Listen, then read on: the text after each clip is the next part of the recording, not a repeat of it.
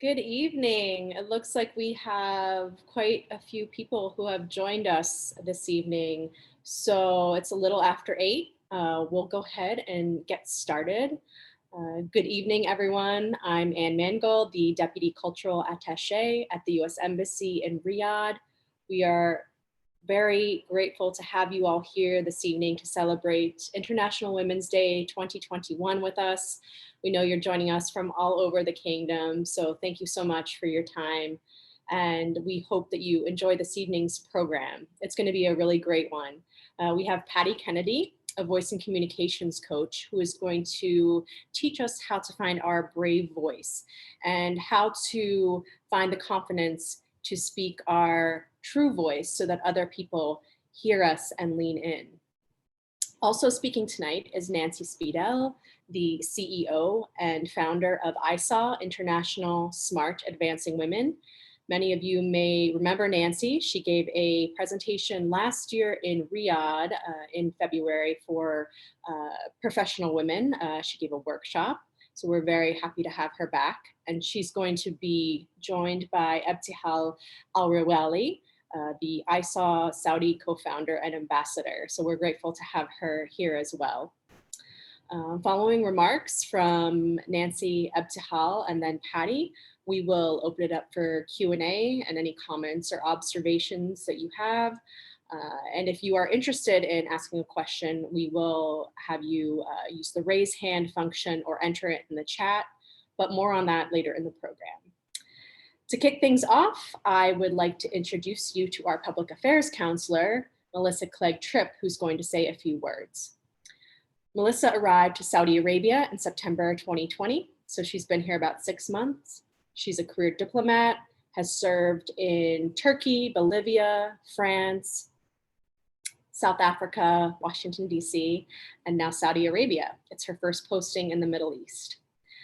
Melissa maintains a strong commitment to women's empowerment and advancement, which started at a young age. Her father taught at a women's college, and Melissa also got her university degree from a women's college. She is the proud mother of 2 grown children, a strong daughter and a strong son, which Nancy Speedel will tell you is very important because we need the men in this fight. We are very lucky to have Melissa leading our public affairs team here in Saudi Arabia. So Melissa, over to you. Thank you, Anne. Thank you for that introduction. And good evening to all the exchange alumni out there. I've been here for a brief amount of time. I'm sorry with COVID, I've had very few occasions to get out and about and meet many of you, but I look forward to doing that during my time in Saudi Arabia. And I just want to say happy International Women's Day to our female alumni, and also to our men alumni, because I know that they value and respect having women in their personal and professional lives as well. And I think every March 8th, it's a good time to pause and reflect on women's issues.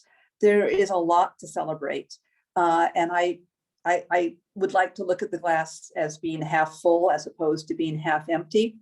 But it's also a time to rededicate ourselves to the setbacks that women need still to overcome, I think, both in the United States, Saudi Arabia, and around the world. You know, we still have discriminatory laws out there. There still isn't equal pay for equal work in many cases. Women lack full representation at the top echelons of government in many places. In my country, we don't have subsidized daycare. We don't have state-provided maternity leave. I mean, there's a lot of challenges still facing women. And speaking of challenges, before I go on to talk more about the program, you know, there wouldn't be much to do in life if we didn't have challenges. So we shouldn't be all that upset that we've got challenges. It gives us something to confront. And one of the challenges I wanted to draw to your attention tonight as a group of alumni of US government programs, we have something once a year called the Alumni Engagement Innovation Fund. There we go. The applications are open now. And if anybody wants to apply, you are more than welcome to. You need to be an alum of one of our exchange programs. You need to find another alum. So you have to have at least 2 alums that work on a project. And some of the projects for which we're giving away funding directly relate to tonight's program. One of the core themes is women in business, how to get women in Saudi Arabia access to capital, how to make them successful in business. If you have ideas, we would welcome your applications. Some other themes that we're supporting this year are how to involve youth in community service, both girls and boys. Another theme we're supporting is opening up educational opportunity for underrepresented groups in Saudi Arabia. So again, if you or a friend who's also an alum of one of our programs has an idea, we welcome them. We're giving funding of about 40,000 rials up to about 140,000 rials for projects. The deadline, I think, is June. And if you're interested, you can go to our website and look under the Culture and Education tab to find out more about the program, or you can always reach out to Miriam, who's our great alumni coordinator, and you probably all know how to reach her. But let me go back to the program at hand tonight. You know, women can't be heard if they don't speak up. And so I'm looking forward to getting some tips on that subject. I'm very pleased that we're partnering with ISA, with Nancy and Ebtihal tonight. They'll have some interesting words about their organization and some of their new initiatives. And then we're going to hear from Patty Kennedy, who is an expert on communication. And so I'm hoping to get some tips. I think it should be a fun and invigorating evening, and I'm very glad that you could join us. So thank you.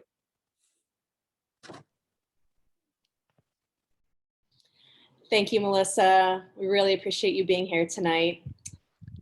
And now I want to turn it over to Nancy Speedel from ISAW. She's the founder and CEO of ISAW International, a professional organization for international smart advancing women, which is focused on learning, leading, and lifting others. Prior to ISAW, Nancy spent 27 years in information technology at Intel and BP. She had an interesting career journey and started out as an illustrator, drawing pictures to be used in software, and quickly advanced through the organization to senior levels, running IT projects and activities. She founded several international organizations, such as ISAW, and also the Gulf Region Organization for Women, or GROW, which has been recognized by Saudi Aramco. Nancy has been involved in women's empowerment for 10 years and has been a keynote speaker on women in the workplace in places such as Saudi Arabia, Spain, Brazil, the United Kingdom, and the United States. We are so pleased to welcome her back again for International Women's Day 2021. Over to you, Nancy. Oh, thank you, Anne, for the warm welcome. And Melissa for setting up such a great event for us. And Miriam for all the work behind the scenes and everyone else that has been involved. But I have to first say that as a US citizen who loves Saudi Arabia, I'm so honored to be here with you again. All right. So, and the story of ISAW actually starts in Saudi Arabia, and it will always come back to Saudi Arabia. So I'm not going to tell that story yet. What I'm going to start with is let's talk about International Women's Day first. So this is a big day for us. This is a big event. And I want to share a little bit about the history of International Women's Day and talk about the themes of International Women's Day. But before I even jump into that, for every man that is on this call with us, I actually want to thank you and honor you and acknowledge how important it is for you to be here with us on this journey. Because the journey to gender equality is not a journey that we walk alone as women. It's a journey that we must walk together with men, and not having men in front of us or having men behind us, but having men standing right next to us as we take these next steps onto the journey of gender equality. And I'm going to start with a little history of International Women's Day and where it came from. So, and Anne and Melissa, as other Americans on this call, in 1909, the USA, America, actually, they had their first National Women's Day. And other countries around the world, especially in Germany and Switzerland and Austria and Denmark. Those were the 4 countries that actually were paying attention that, hey, America's having this event for women. And by 1911, they said, let's make it bigger and grander. And they actually set up International Women's Day. And those 4 nations set it up. And what's important to know about that point in time in 1911, they had over 1 million people rally in the streets in honor and in support of International Women's Day well over 100 years ago. The excitement around that then was significant and substantial, and it put International Women's Day on the map. But it didn't put it on the world map. It only put it on a few countries' maps. But in 1975, the United Nations actually said, you know what? We're going to make this an official United Nations Day, International Women's Day. And that began the journey of putting it on the map and creating an organization called International Women's Day that we know today. And now, all over the world, not only continents, but every country today is dancing and celebrating International Women's Day. As a matter of fact, we even launched a song, and I need to send it to you and get it out there, but we actually launched a song to celebrate International Women's Day. And it's now literally, there's events happening today everywhere, celebrated by women, supported by men. And it really is, it's this roar of magnitude that the women 100 years ago that established this could not even imagine what they carried forward. But one of the things that International Women's Day does is every year they have a theme. And this year's theme is Choose to Challenge. And previously had themes like Each for Equal, which was actually this theme. Like last year, we were all taking pictures like this. And before they had Better Balance for Better, and it would be like this. And so they always have visuals that they actually put forward to actually signify their theme. So the theme this year is Choose to Challenge, and is to put your hand up and you say, I choose to challenge. And Patty's going to teach you through this session how to declare, how to make a declaration. And I'm about to make a declaration right now on what I choose to challenge. And I'm going to ask you guys to think about what you choose to challenge. So my declaration is also ISA's declaration. And the World Economic Forum studies the world, and they predict on average it's going to be another 100 years before we reach gender equality. And in some countries as much as 200 years. And the region of the Middle East, it's estimated it's going to be 140 years before, on average, we reach gender equality in the Middle East. So my declaration and ISA's declaration is I choose to challenge it's going to take that long. I choose to challenge on average it's going to be 100 years. We're going to move the dial forward faster. And that's what ISA is all about. And now I'll spend just a little bit to share what ISA is, and then I'm going to introduce Abdahal. So ISA is an organization that is grounded in Saudi Arabia. If I tell the story of ISA, the story will always start in Saudi Arabia. And it starts with a meeting that I had in 2014 in Aramco with the CIO and his leadership team and the other top 10 oil and gas companies in the world. And it was an organization that I founded. And in settings like that, we always have an opportunity for question and answers. And I had a question that had nothing to do with IT. And my question was, what were they doing at Aramco to support and help the women that work there?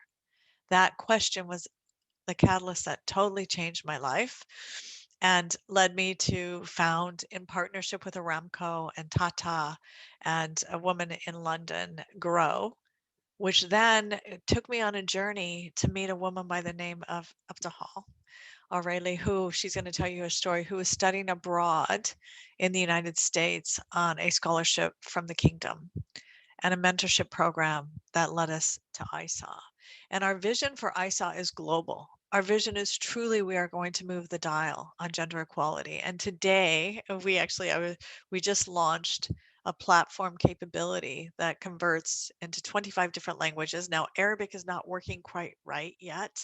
So inshallah, it will be fixed shortly. And Arabic will also be on the list of languages. And we're working with 9 universities and over 300 students to create a social media experience and platform all centered around gender equality, building women's business edges, and developing their personal power. And Patty Kennedy is one of the thought leaders within the ISOP program. And she shares her vision and her wisdom and her insights with women all over the world to help them find their beautiful voice. So ISAW is not only wanting to help you individually, but to get Patty and others like her connected to women all over the world where English doesn't have to be their first language. So that's a little bit of the story about ISAW. What I'd like to do now is turn the story over to Ebtahal, who is one of the co-founders of ISAW, and let her speak her words and share her story. So Ebtahal, if you can turn your video on. Okay. Thank you. Yeah, I need to fix the video. Sorry. Okay. Yeah. Hi, everyone. Oh.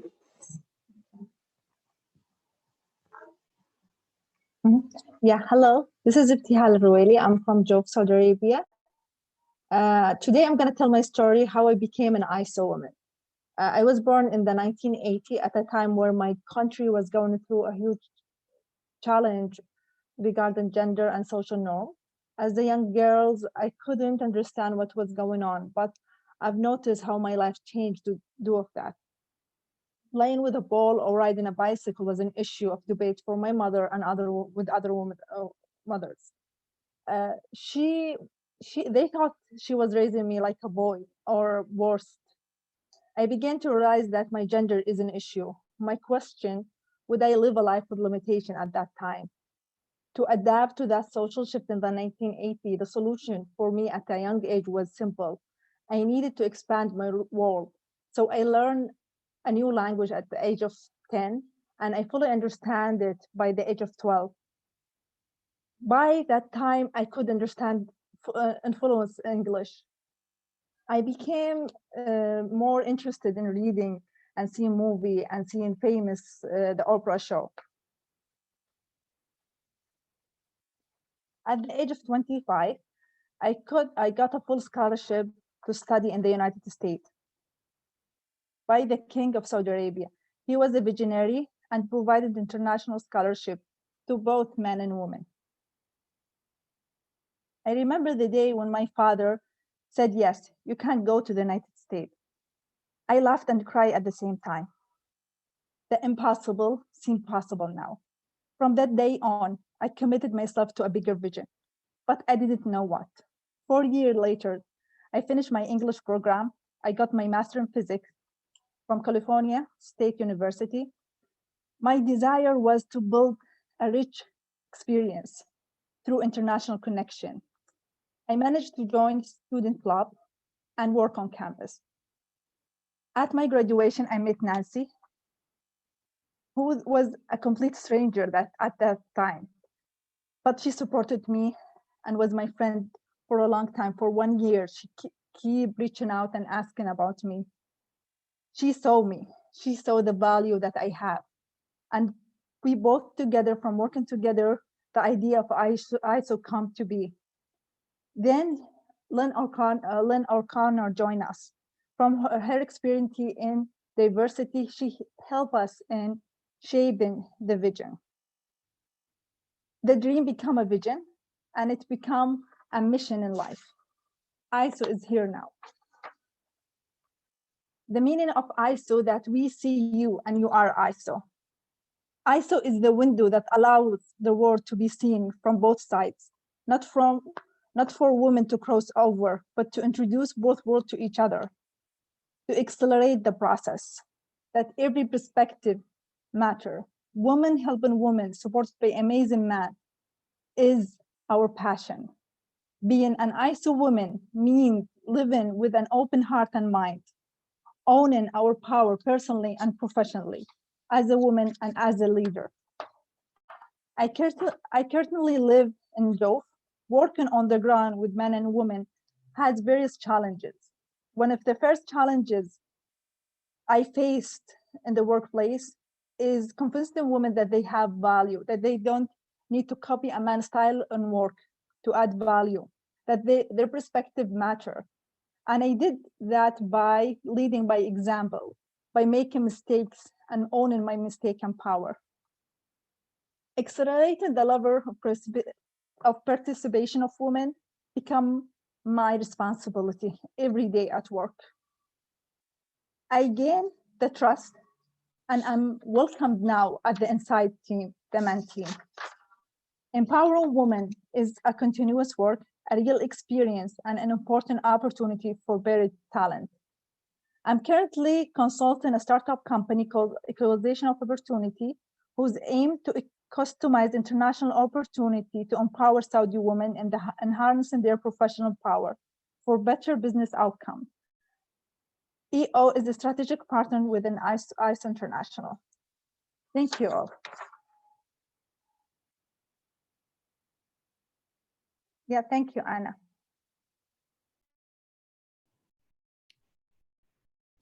Thank you so much, Ebtihal. Thank you for sharing your story. And Nancy, it's always great to have you here. Nancy, I don't know if you wanted to add anything else before we move over to Patty's presentation. I want to just thank Ebtihal for sharing her story and being a part of ISA all these years and all of this. So it's an honor for both of us to be here with you, right? Especially at the U.S. Embassy. I mean, for this to be a U.S. Embassy event and me as a U.S. citizen in Saudi Arabia with Ebtihal as the co-founder of ISA, I don't think it gets any better than this. So thank you.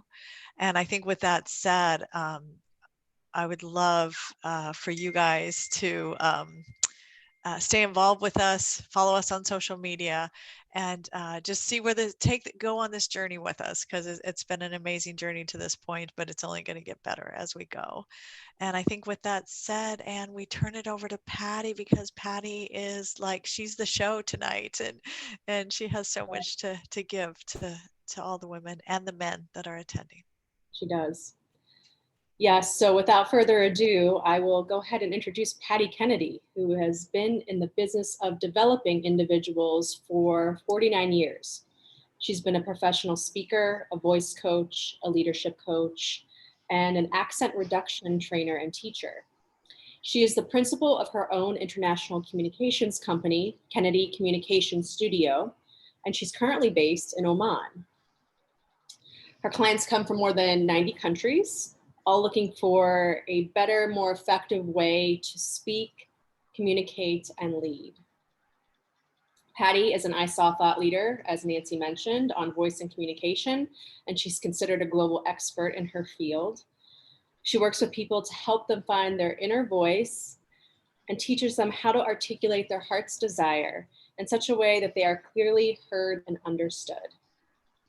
So we're really grateful to have her here this evening. Please join me in welcoming our keynote speaker for International Women's Day 2021, Patty Kennedy. Thank you so much, Anne. Thank you, Nancy, and thank you everyone for attending this evening. I'm just going to share my screen here. All panelists, can we go to there? Does that make it easier? Okay, here we go. Very good. So before I start this evening, I want to tell you, first of all, I want to speak to the men, because this is a program that has been written for women. But that doesn't mean that we want to exclude you. As a matter of fact, as Nancy said, we need you. There is a silence of women's voices around the world. I often say that silence is deafening. And there are many reasons, which we're going to talk about this evening, why women aren't speaking up. But you know, as I was preparing for this, I was thinking about my first International Women's Day March in Vancouver, Canada, my hometown. And it must have been now 41 years ago. How do I know that? Because my little boy at the time was a year and a half, my dear son Nate, and he's now 43. And I remember it well because we were walking across the bridge in Vancouver, and there weren't that many of us at that time. And so we had to walk on the sidewalk. They wouldn't close a lane of the bridge.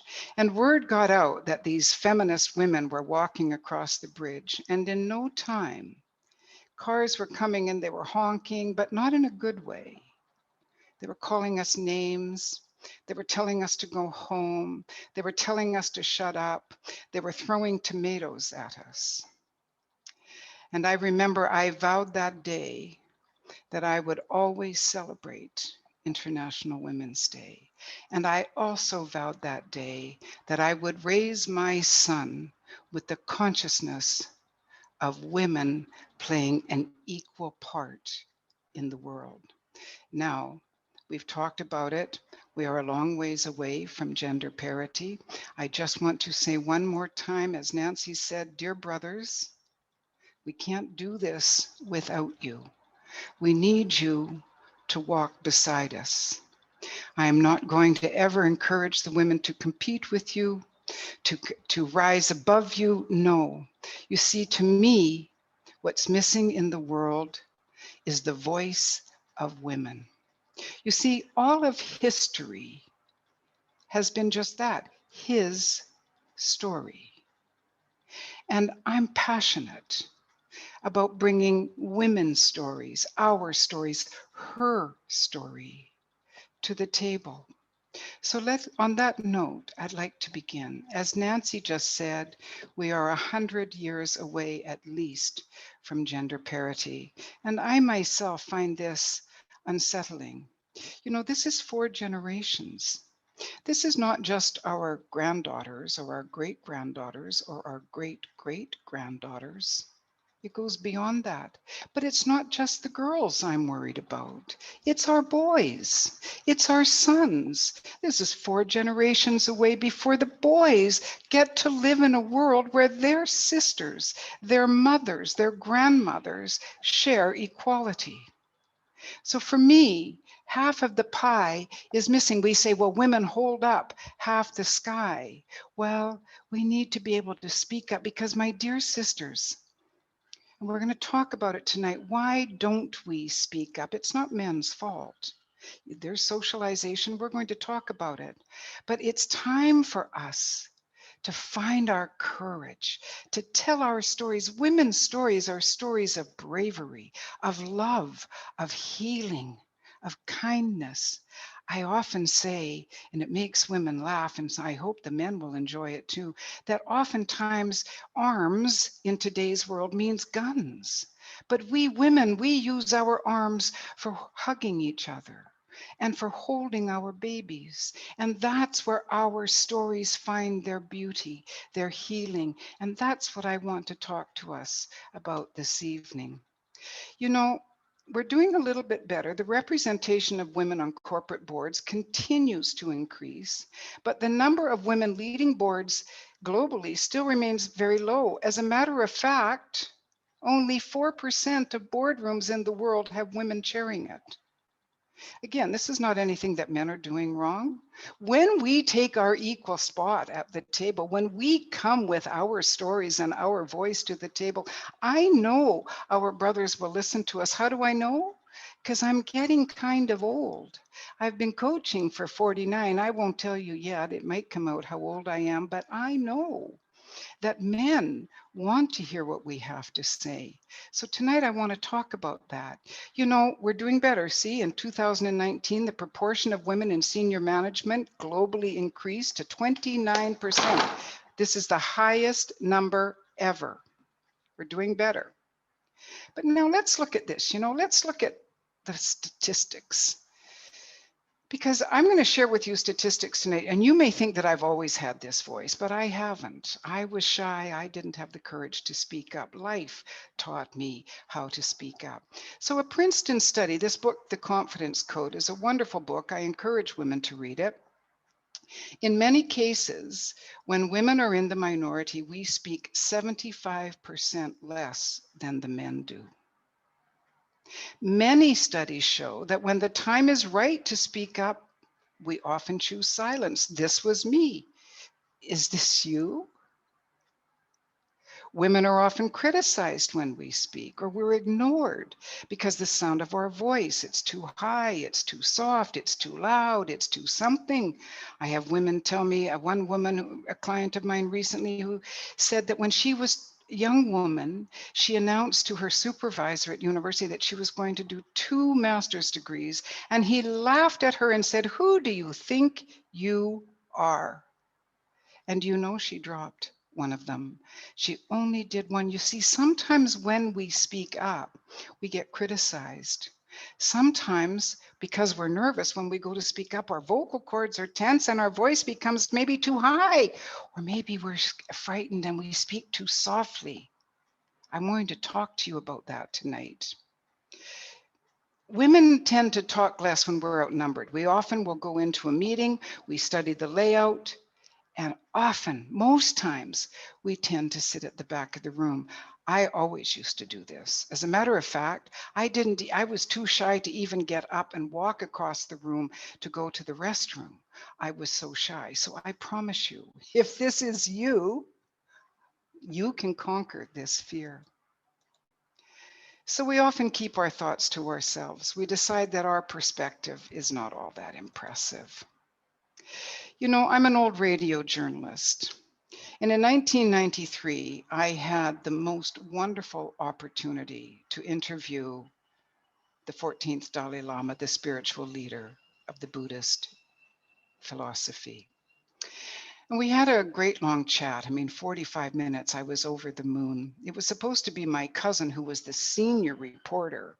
It was supposed to be his job. I was just a freelance, what they call a cubby reporter. And he said to me, "I've got a great job. I wonder if you want it. You can interview the Dalai Lama." Of course, I jumped at the chance because I was just fascinated for many years about not only him as a Buddhist, but his experience as somebody who had been in exile since 1959. You see, I'm Canadian, and if you know anything about the history of North America, you know that the First Nations people, the Native Indians, were kicked off their land. Their rights to their land were extinguished upon the arrival of the European. So I had been interviewing a lot of First Nations hereditary chiefs because in British Columbia, Canada, there had been a lot of talk of them going to court for their land claims, and they were on the verge of getting their land back, and they did succeed, as a matter of fact. So I wanted to talk to the Dalai Lama as one of the oldest exiles in the world who had his land taken from him. I wanted to get his opinion on it. Of course, that conversation lasted for about 3 minutes. He laughed at me because he thought it was such an obvious question, and I was a little put off that he laughed at me, but after the conversation, I started calling him the Jolly Lama because he laughed at almost every question. But we began talking about, first of all, the environment. He was very concerned, as you can see here, our only home.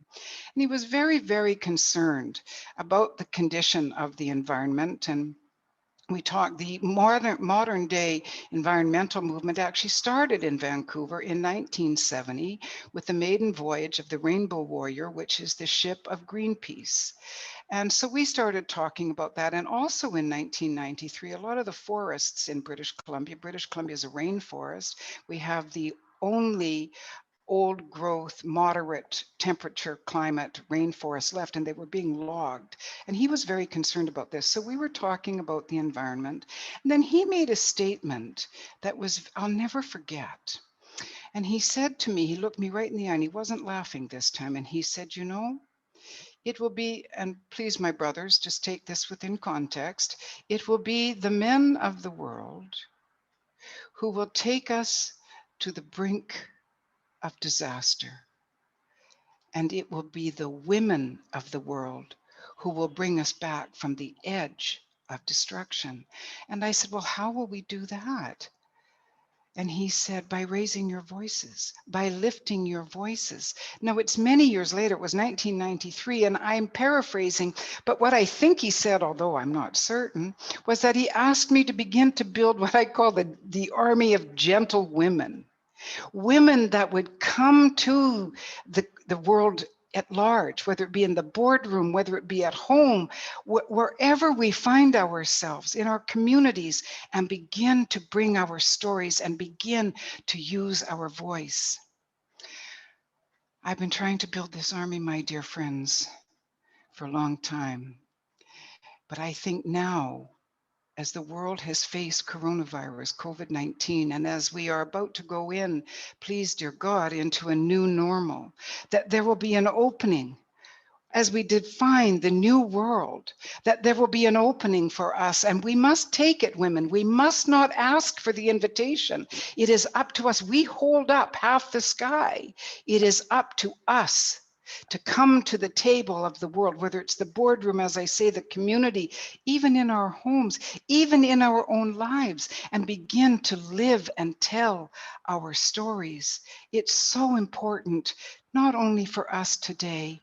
You know, when I was interviewing the First Nations chiefs, they taught me that I should live today for children not yet born for 7 generations to come, that we need to protect the earth and the well-being of the planet and of humanity for 7 generations yet to come. On this International Women's Day, as though we celebrate, we've come so far. They don't throw tomatoes at us anymore. And we have a long way to go, my sisters and my brothers. Please support us as we try to bring balance, just balance, to this wonderful, crazy world. So, you know, Alison Shapiro, who was a wonderful opera singer, but realized she was never going to make it great, she became a speaker. And she studies a lot about leadership and speaking up. And she said, our leadership readiness is measured in part by our willingness to speak up. And I would say, women, it's measured in big part by our willingness or unwillingness to speak up. You see, for many, many years, and still today in the world boardrooms, women are invisible. Well, my dear friends, if we do not speak up, we will not be heard. And if we are not heard, we will forever be invisible. It's really time not just for us to be heard, but to be seen.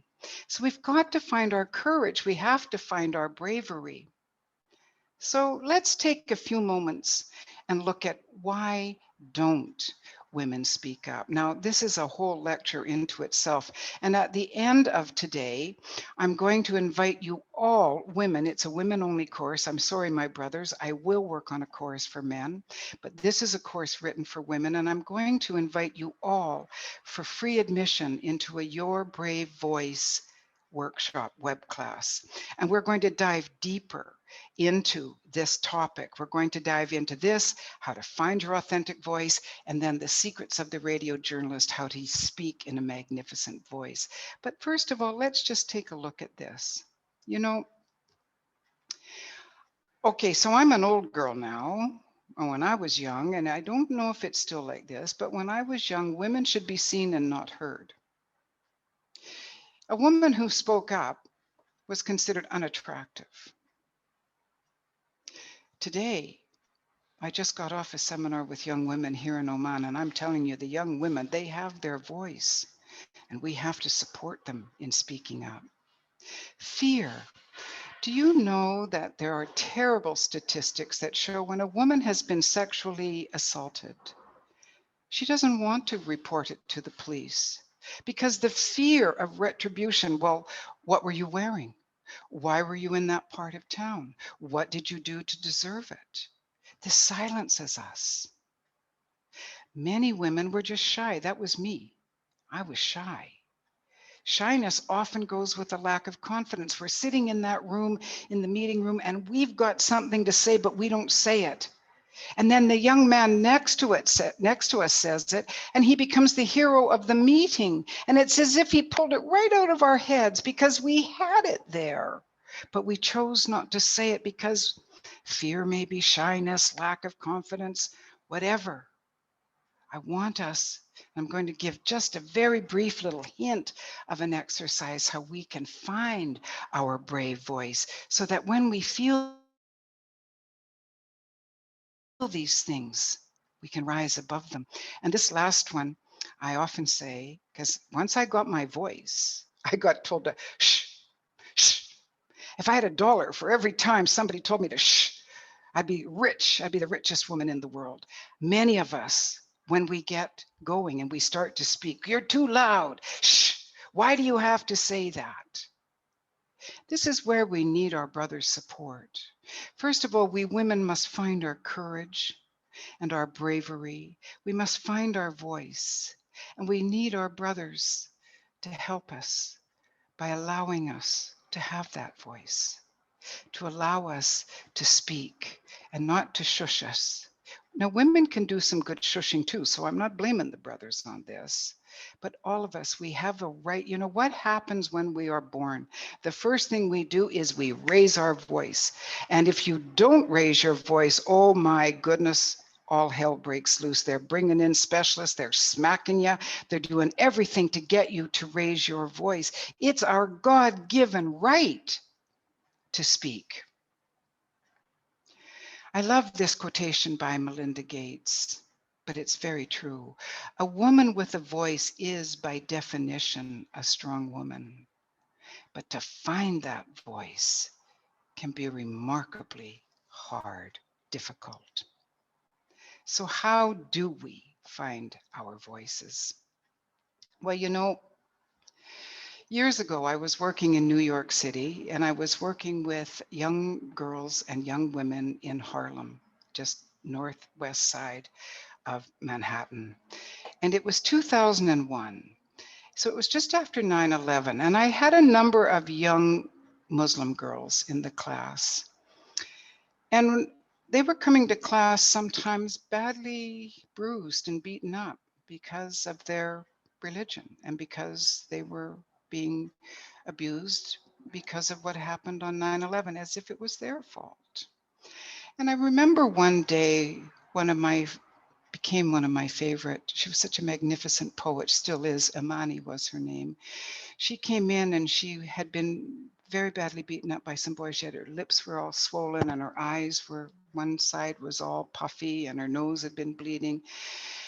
And I looked out the window from the classroom where we were up on the west side of Manhattan.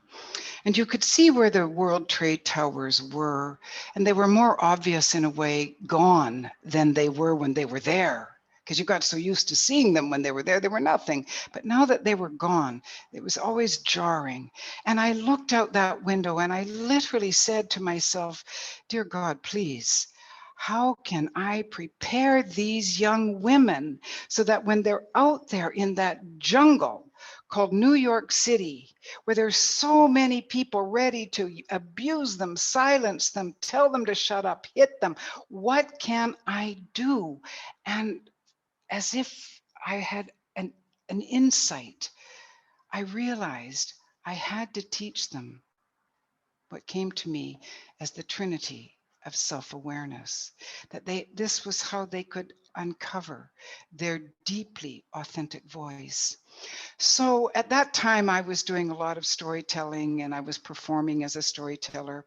So I told them a story from the native Indian people from the west coast of Canada, the Coast Salish people, and it was the legend of Sisutu. Shishiutl, as they call him. Now, Sisiutl is the two-headed snake, and he lives in water. He can live in salt water. He can live in fresh water. He can live in a lake. He can even live in your tears.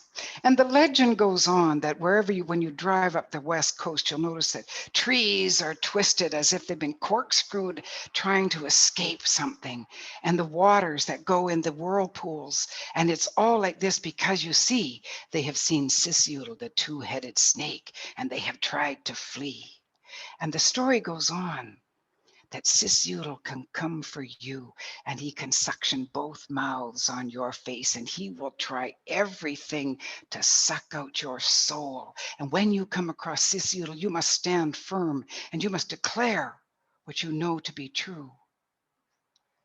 Because that's all Sisutul's ever been looking for, is people who know their truth. And once you stand and declare your truth, Sisutu will leave you. As a matter of fact, he will then introduce you to what they call the Shtalakam, the dreamers, who will live forever with you, and your truth will remain with you just behind your eyes for the rest of your days. So I told the story with great theatrics, and they all looked at me like I had two heads, and they didn't really get it. So I said, well, you got to learn to find your truth.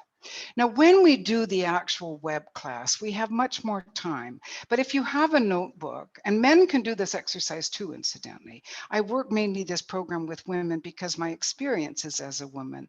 But my business partner and I, who is a male, we are talking about putting this very same kind of program together for the men.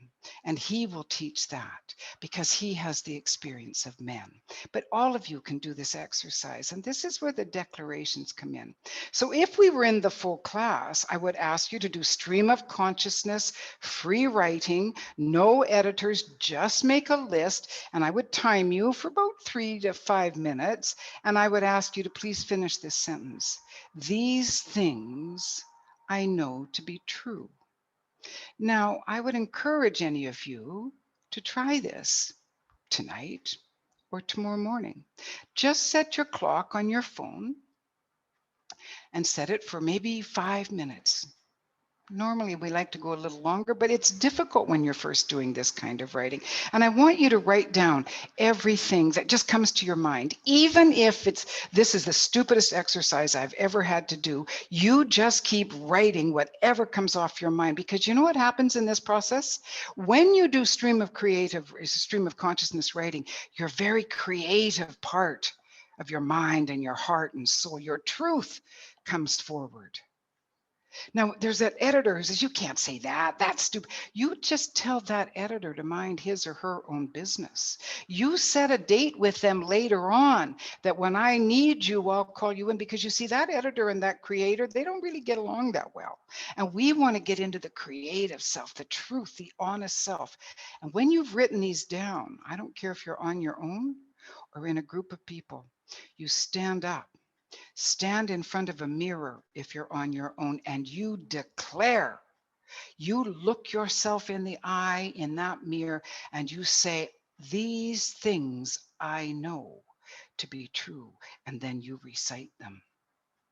Because the next time somebody comes at you, the next time at work somebody puts you down, the next time you lose your confidence, your socialization, your fear, whatever it is, who do you think you are? And you just say to yourself, aha, but I know these things are true. And when you know those, I promise you, you don't get knocked off your feet. You know who you are. You're beginning to find your bravery.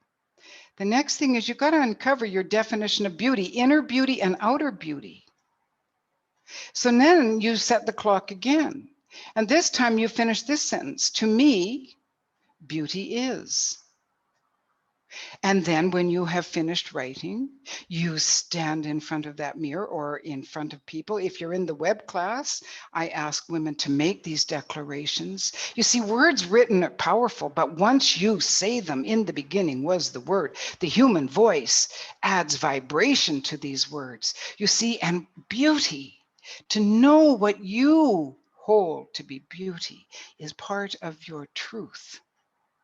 It's part of your authentic voice. You know, authentic and author have the same Greek root, your story, who you are. You begin to know what you know to be true. It doesn't matter what the media says. It doesn't matter what your friends say. It's what's in your heart that God gave you. The same with your beauty. You write these down, don't edit them, stand up and you declare them.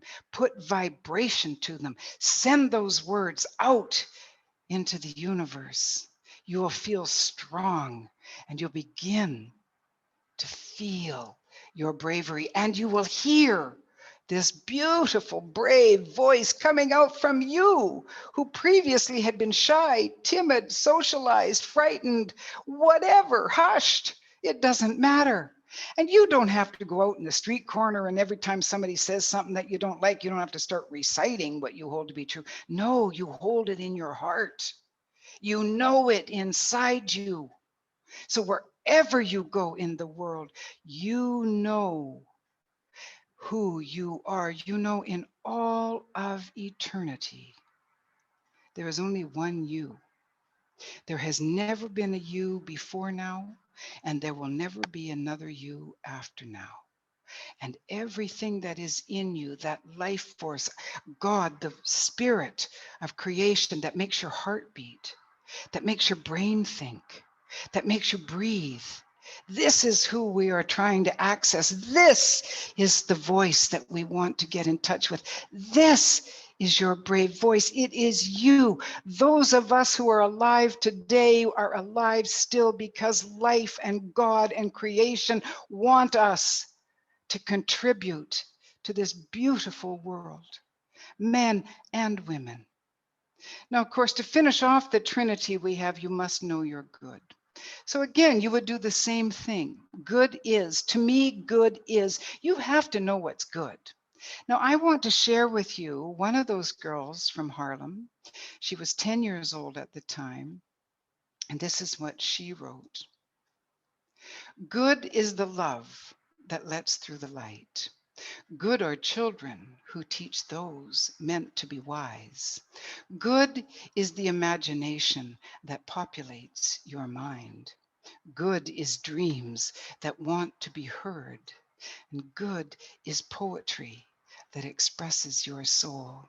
Now, can you imagine how happy I am sitting here in Sohar, Oman, and I read the news and I see this young woman who is now in her late 20s, and she is one of the main people involved in the New York City Food Bank, and she has been raising money and collecting food through COVID virus. She has saved so many people's lives, and I see her being interviewed, and my heart just bursts because the beauty with which she speaks, the confidence, and I know it's because that woman knows what she knows to be true, beautiful, and good.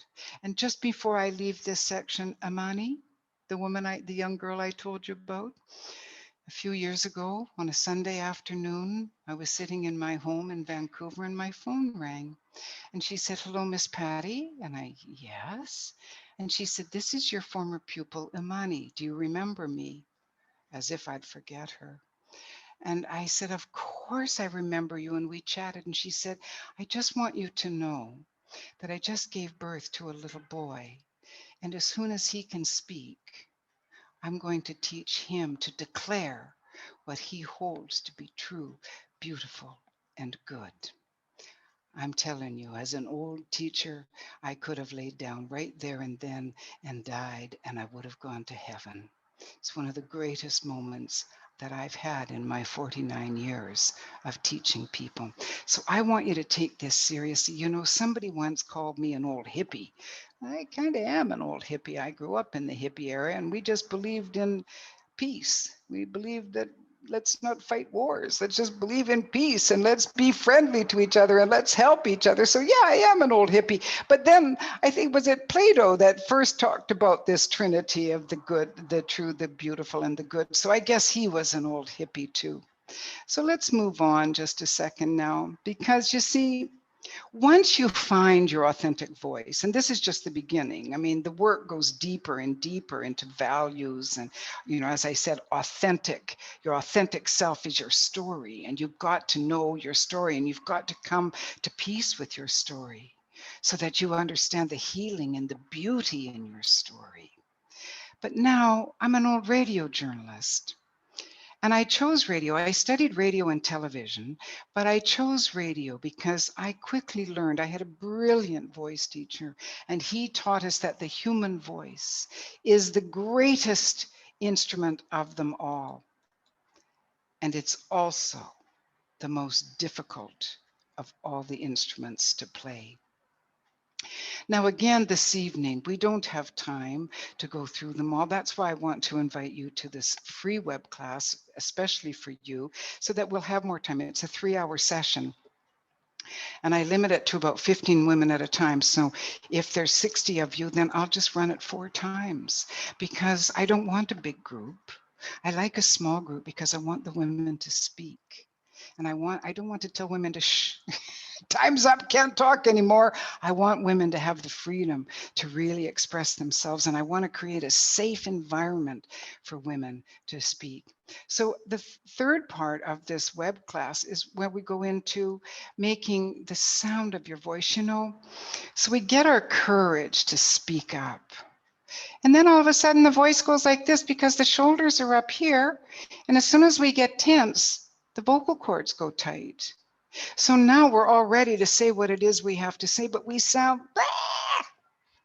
because as soon as you're nervous, as soon as there's any tension from the chest to here, it's going to affect the sound of your voice. And so we work on very basic exercises, but there is a book that I send you with videos after this web class so that you can practice. Because you see, a great voice happens when the right amount of air meets the right amount of vocal cord. It's very important to train your voice. You know, I work with professional speakers, and I got to tell you, they never think about their voice. And yet, how are you ever going to get the people to believe you? You know, words, as I said a moment ago, they have vibration.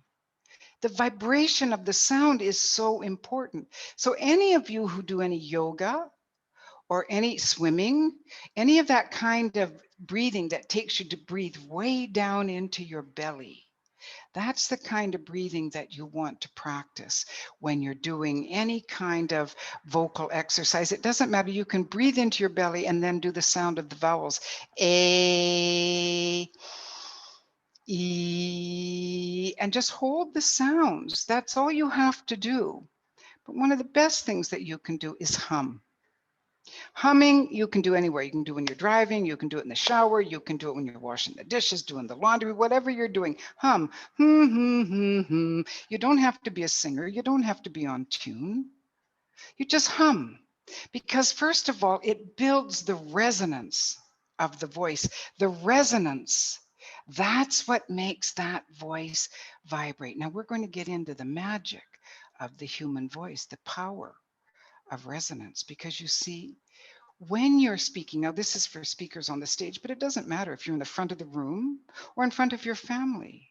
You see, right now, even though this is virtual, I am right here in my room in Sohar, but I am everywhere where you are because you are feeling the vibration, you are hearing and feeling the vibration of my voice. Vibration. Everything in God's universe is vibrating. That's what life is. The atoms, everything is vibrating. Everything that is alive is vibrating. Here's the magic that I love. The electrical power of our voice can actually amplify the imagination of our audience and can activate impulses directly into the receptors of our audience's brain. Now, what does that mean?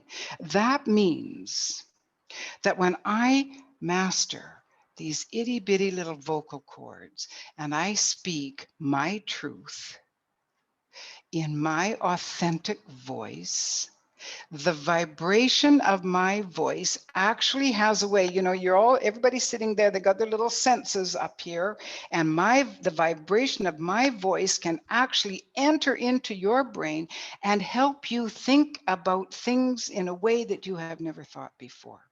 So if you're running a business, for example, or you've got kids that you're trying to discipline and teach, the sound of your voice can actually help them to see and understand and feel what you're saying.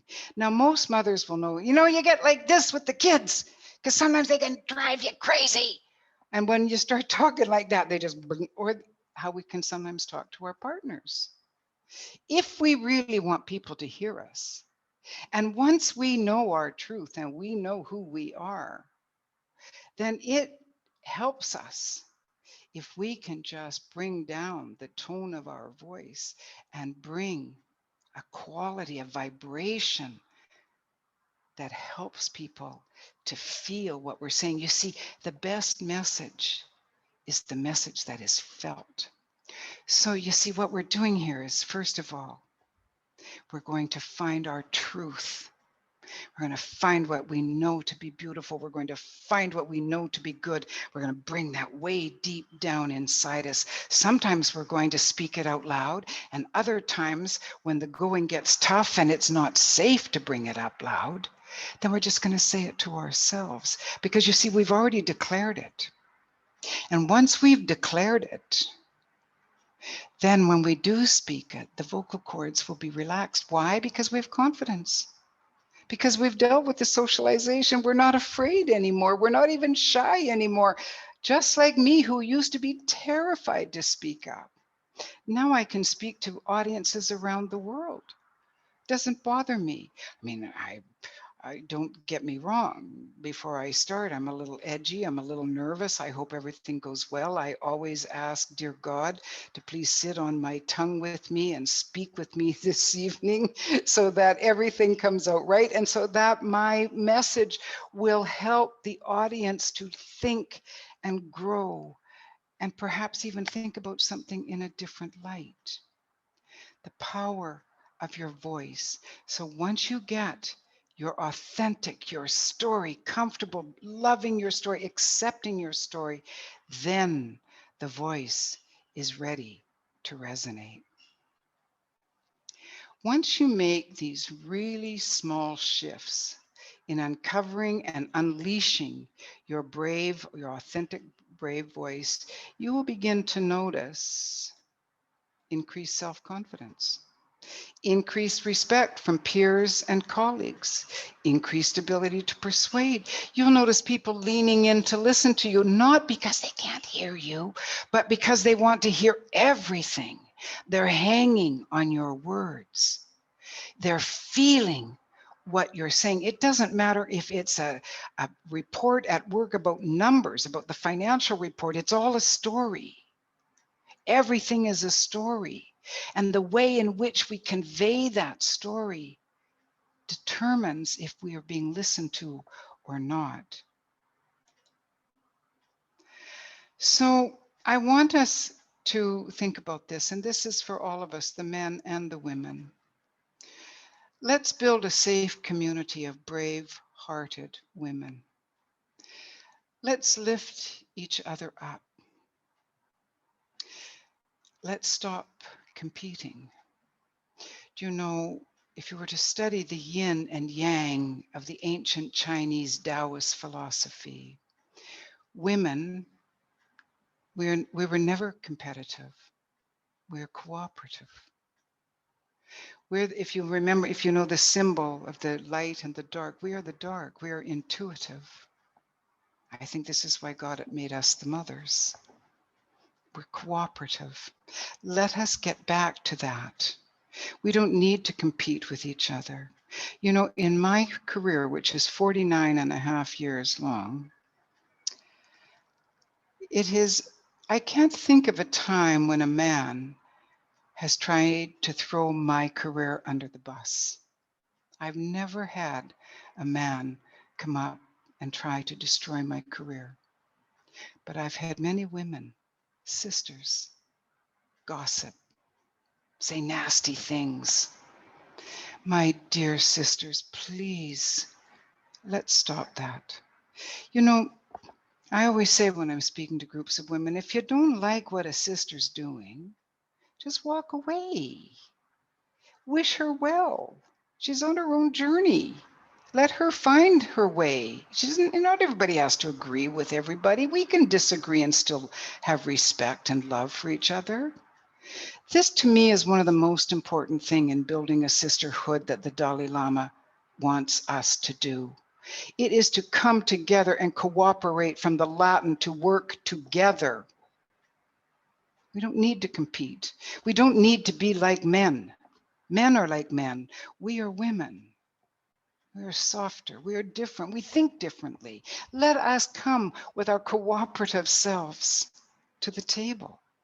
There's no competition. There's no need for competition. I really challenge all the women to please take heed. Hear these words. Let's come together and support each other.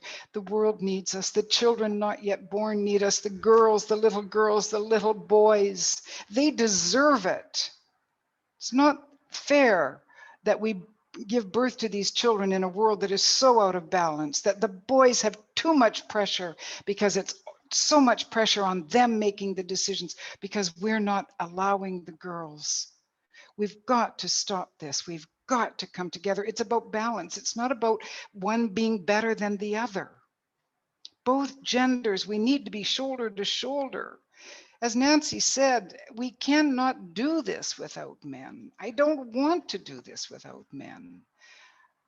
You know, I'm a widow. I loved my husband. I'm the sister of 2 brothers who have passed. I miss them terribly.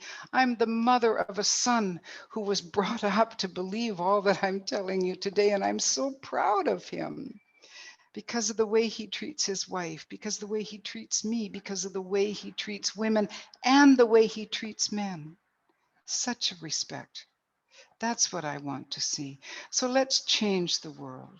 Let's change the world for the children not yet born. As the Aboriginals are the First Nations people of North America say, let's change the world for the children not yet born for 7 generations to come. It's our job. It's our responsibility. So behind every successful woman is a tribe of other successful women who have her back. Let us be that tribe. Let us support each other, help each other, find each other's truths. Let's support each other when we tell her story. Let's tell our stories of love and healing. They're so necessary in the world. You know, it's true. When we women come together, incredible things happen. Now, I'm going to, in just a moment in the chat, I'm going to put this in the chat for all of you. This again, I'm sorry, gentlemen, this is still a class only for women. I promise you, you know, when I first advertised Your Brave Voice for women, and I did a Facebook ad, and 86% of the engagement was men between the ages of 18 and I think it was 36, 86%. So this tells me that our brothers also need their brave voice, but I have to get the help of my partner, a man, because I can't write from the experience of a man. Men will define what it is that is their brave voice. But for the women, for our dear sisters on International Women's Day around the world, let us celebrate. I will put this, as I say, in the chat, just a little cut and paste. Please take a snap of this. Please feel free to connect with me either through my email address or my WhatsApp number. Now, there's one thing. Paddy, P-A-D-D-Y, I'm named after my grandfather, a good Irishman. So I'm the only female Paddy Kennedy on the internet. And if you see behind me, Communicate Success, because that's my logo. If you can't remember Paddy Kennedy, think of Communicate Success, put a .com. Either way, you'll find me if you lose this. But I really encourage you women. And as I said, if there's 60 of you, then I'll just keep running it because I want to build that gentle army of sisterhood. I want us to come together. I want to hear our voices. So before I do that, I just want to say from my heart to your heart, thank you so very much. I'm so humbled to be with you this evening. Now I'll stop sharing and I will put my little thing right here in the chat, and please feel free to contact me. We're open for questions. Yes, thank you so much, Patty. That was amazing. So informative, so uplifting. And I'm sure you're going to get a lot of takers on your free class, including myself. So now, as Patty said, we'd like to open it up for questions. You've already gotten some amazing comments in here. People so grateful that you shared your story. they know it's coming from the heart. So really appreciate that. So yes, if you have a question for Patty, for Nancy, or for Ebtihal, please use the raise hand function, and Miriam or Wild will unmute you or show your camera, or you can also type it in the chat. That's fine too if you don't want to turn on your camera. But maybe to get things rolling, I'll start off with a question. So when women do find their voice, when they speak up, become part of the conversation, how have you seen that maybe with your clients or with yourself affect the process of problem solving or tackling difficult issues? Oh my gosh, you know, first of all, let me say that in 95 countries now that I have taught women from, which is by the grace of God amazing, I've never met a woman yet that was 100% comfortable standing up, speaking up. So every woman I've ever taught has had some kind of issue.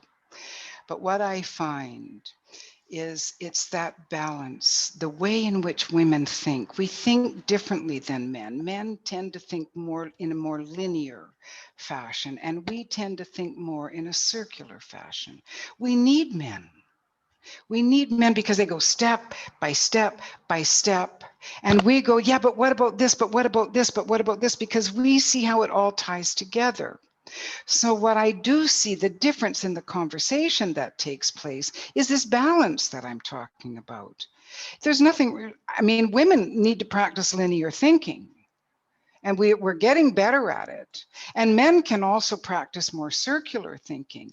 But the dynamic of the way men's brains function and the way women's brains function, scientifically speaking, and there are several studies that talk about this. There's the one man, I always forget his name. He talks about the difference between men's and women's brains. He's very funny. He talks about how men have everything in boxes and they don't like their boxes to touch.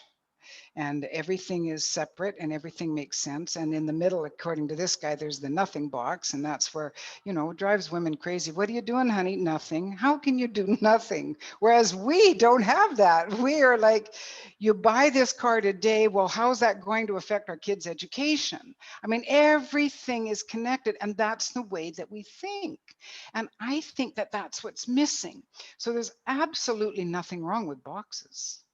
There's absolutely nothing wrong with linear. We'll do A and then we'll do B, but we need to have that discussion. Yeah, but what about this? But have you thought about this? Because, you know, look at, you know, mothers, my mother raised 4 children. Mom, where's my blue sweater? It's on the 3rd step going upstairs underneath your brother's red t-shirt. I mean, she knew, she just had eyes in the back of her head. She just could remember these things. If I'd asked my dad, he'd say, I don't know. What are you asking me? Ask your mother. I mean, it's just the way it is. And that's, one is not better. You know, we can't have one without the other, is the truth. So I noticed actually, a tremendous difference.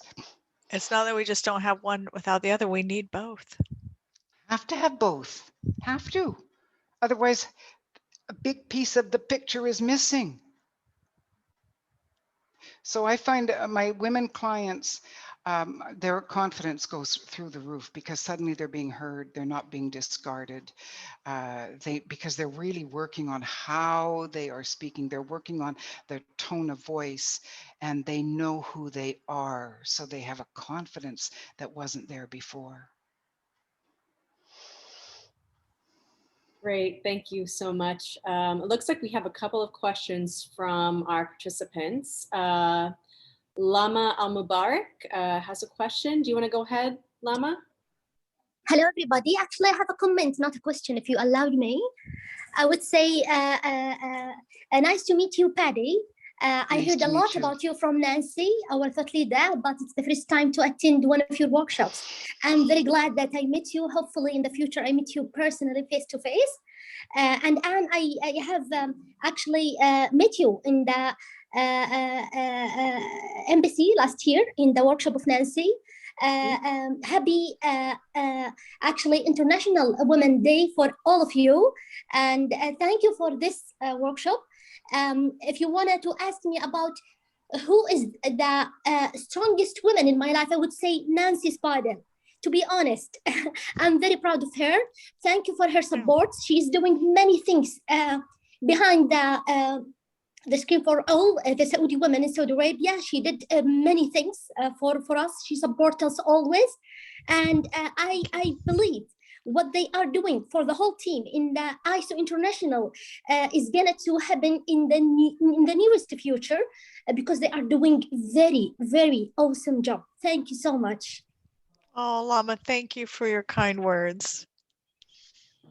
Thank you so much. The next question or comment is from Alham Al-Duhaish. Yes, hello. Firstly, I would like to express my gratitude for this great talk from you, Fedi, and from work from Nancy and Anne. I'm really grateful for this session and for the great and those kind of thoughts that you shared with us that reach our hearts. I have a question regarding maybe two questions actually. Regarding raising our voice and speaking up, I noticed lately that I used to work on hospitals and medical environment here in Saudi Arabia. It used to be years ago the mixed working environment between two genders. Then I moved to different sectors that it's a first time for them to work with women. And I'm being who I am, I just to speak up and talking and negotiating, saying no, and why you are doing this, and why is that in terms of professional and work. They are just shocked and they just looking at me and saying, oh no, how come? I said, what? They said, it's unusual for us to see a woman speak. I said, why? Say, no, it was like a shock for them, and it was unusual for me. And I keep asking. Some people are even in higher level and managerial level, high CEO level, or even high manager. They just, it's like you are a stranger. Why is that? I said, no, aren't we are doing work? Aren't we are professional? We are here having many good women with the great experience and the great knowledge and want to participate. This is one thing I noticed lately, and I would say how men received this. They kind of afraid at first. They some type of men, maybe 2 years ago, a couple of men, they tried to exclude me from attending meetings. Why? Because we are not comfortable to work with women. And no, it's not just working with women. You are someone who is talking. You are someone who's saying no. How come? It's we are touching some weaknesses, something programmed and they're unconscious. So I don't know how we can in our new environment currently that we are seeing here in Saudi Arabia, new environment, women and men working together, how we can raise our voice with respect to men and consider that we need to say it in a way they can accept us more. Yes, we don't.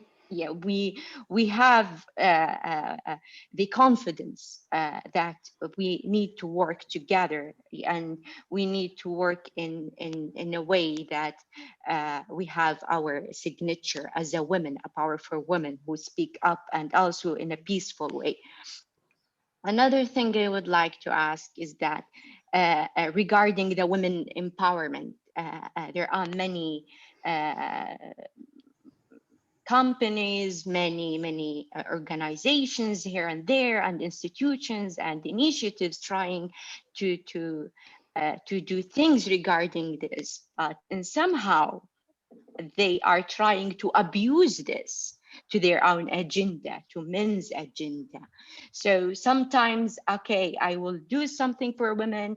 I can do some initiatives, some activities, but somehow you can see that men trying, like using us as a model or things to show people who are higher and higher level, look that we are supporting women, but actually they are not supporting them truthfully. They just want to abuse women, and so I think this is kind of abusing they are doing right now. So instead of saying no, we are not empowering women, they say, look, we are empowering women, and we give them they are leaders, they are managers, they are VPs, they are even in high levels, but they don't have authorities. They don't do things because they think, you know, you are a woman. We are just putting you there. So to show others and to show people that we are supporting women. So when I notice that some men around me, I speak up and do this and do initiative, but when I sense they are only doing this, so to be part of the agenda, I said, no, you know, I won't do it. I won't let you to do this for me or for any other women here in my place to abuse them to get to your agenda. So I think this is kind of, you need to, yes, do things, have initiative, do works for women. And at the same time, there is a challenge. They want to abuse this. So from your experience, how we can balance between these and be careful in our selection, because nowadays I say, I give her this position, I give her this project, these initiatives, and then at the end, they are doing our agenda. And one more thing, I also noticed women on higher management, they are working extremely hard just to approve to other men's they are good enough for this position and for this high managerial. It's like for them a challenge and to approve for them rather than focusing on themselves, on their works, on their teams, regardless whether they are females or males. Sorry Yeah, for that's just okay. keeping Patty, can I asking take, many questions, that's but okay, but Patty, can I take this many question? things I noticed. Yeah, Yes, of yeah. course, Nancy. Of Yeah, course. so just I spent 27 years in information technology and high tech and oil and gas. So a male dominated industry and male dominated function. And as Anne said, I came in a very unusual path and rose to senior level leadership positions. And this was over the course of 30 years. And even today, there's very few women in those fields. And so everything you spoke about, I felt because I've experienced it in so many ways. Now, I didn't get the benefit of men putting us up in a higher level position because that's now what they do now is like, okay, we need a certain percentage, so let's move women up. I actually had that, no, you don't get up, right? You're unworthy, you know. And the only reason I was able to rise is I showed up differently. And I showed up differently in two ways. And one is actually my art skills. That actually is kind of the strange path of me getting into it, allowed me to show up differently. And then the other way is I outworked every man that sat next to me. So what you just said is about these women in these senior level positions and the effort that they had to put in. But I want to tell you though, that this is a part of the process of change. So if you've heard of the tipping point theory, right? Change doesn't happen by itself. We go through a journey of change, and society, and it happens at different times. So if you think back, my grandmother in the United States didn't work, right? That she was a product of the 50s, the 40s and the 50s, and she didn't work. But that was the generation when women first started working in the United States. That's only 3 generations away. My mother's generation flooded the workplace, and then my generation started climbing up to senior positions. And Patty spoke the numbers where now we have 27% in senior level roles, right? But my grandmother's generation is really the generation that Saudi Arabia is experiencing. The women in Saudi are first now coming back into the workplace in a way. And that transition and change is never going to be easy. But the tipping point theory, I'll give you just a little bit about this, is the tipping point theory looks at how does social change happen? What is the drivers of it, and how does it take hold in a society? And I'll just tell you what the number is. Normally I ask the question, well, what percentage of society do you think has to be involved in supporting the change before the change happens? But the answer to that question is 16%. 16% have to be brave enough and bold enough to work together and be visionaries to stand up to drive that change. Yeah. And then what happens is you get the conflict of that change. That change has conflict. People that don't really want that change to happen, and they're fighting the new and they want the old, and it's called the chasm. And you have to go through that chasm and have the conversation and face those challenges, and then the majority of society will support the change, and they'll come on board, but they're not going to be the first ones that actually step forward.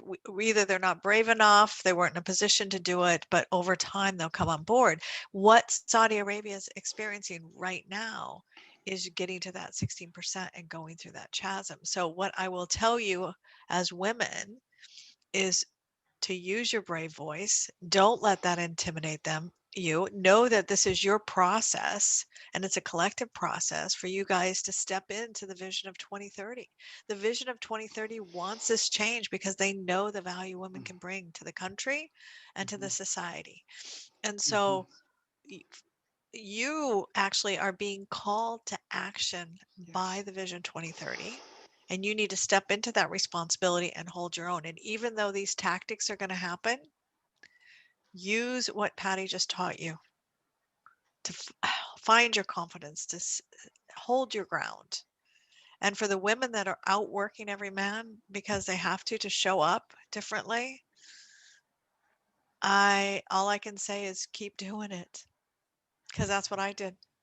Right? Keep doing it. Prove yourself, prove your value. Because the worst thing we can have happen is somebody's put in a position and they're not capable or confident in that position, because then actually it sets back the journey further.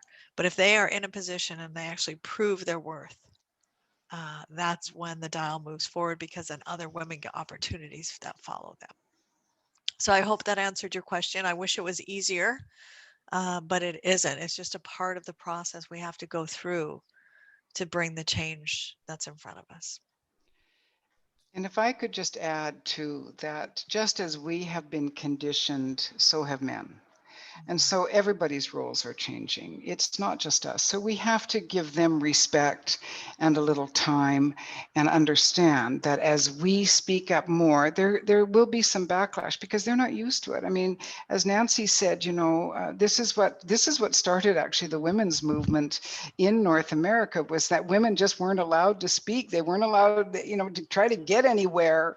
You couldn't advance. You were always told to be quiet. You were always, oh, she's a woman. What does she know? She's a woman. And so by us finding our bravery, and this is why it's not a fight against men. We have to come together and understand that we have both somehow been co-opted into these roles that aren't really helping anybody.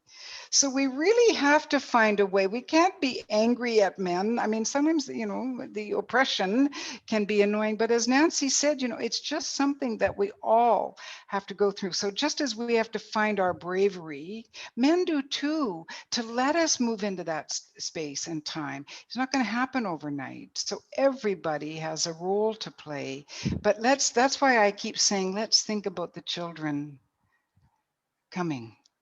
Let's do it for them. It makes it a little bit easier to be in that moment right now if we take it away from us and think, yeah, but this is a much bigger picture here.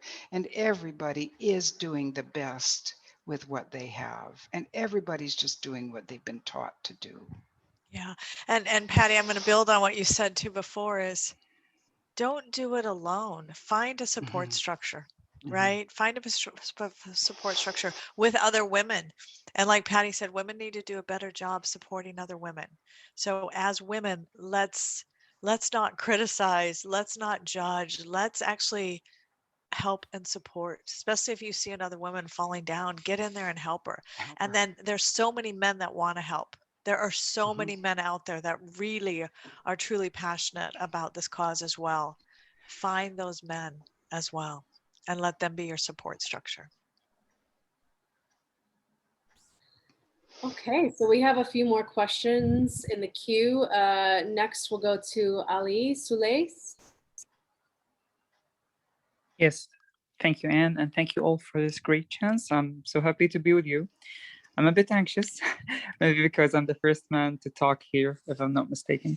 We And honor second- you. We honor you as the man who stood up and talked. Yay. Thank you. Thank you so much. I'm really interested in women's rights and raising awareness about women's voice. And I really appreciate what you said. The second reason why I'm anxious is that I'm talking to two really great guests that we're having tonight who have really great experiences that I wish we can make the best out of them. I actually have two questions. Okay. I mean, you have gone through a long distance and you have faced, of course, many difficulties. And I'm not talking about just you as individuals, of course, you as individuals and also your societies to reach the current level or situation of, I mean, relative equality somehow or awareness about women's rights. And I know that we are still, as you said, about 100 years beyond what we want to reach. In our area, I mean, in the Middle East, I'm not just talking about Saudi Arabia, but we are doing baby steps in the area, but still we are facing many difficulties. My questions are related to two of these difficulties. First one, I think it's a global issue, but it's more important here.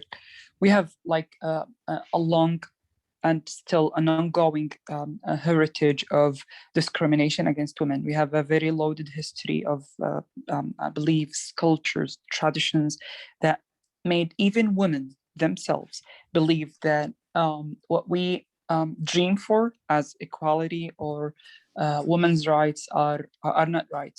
So how can we convince those we want to improve their quality of lives that these things are like of their core rights or the things that they should themselves embrace in order for us to help them to acquire these rights?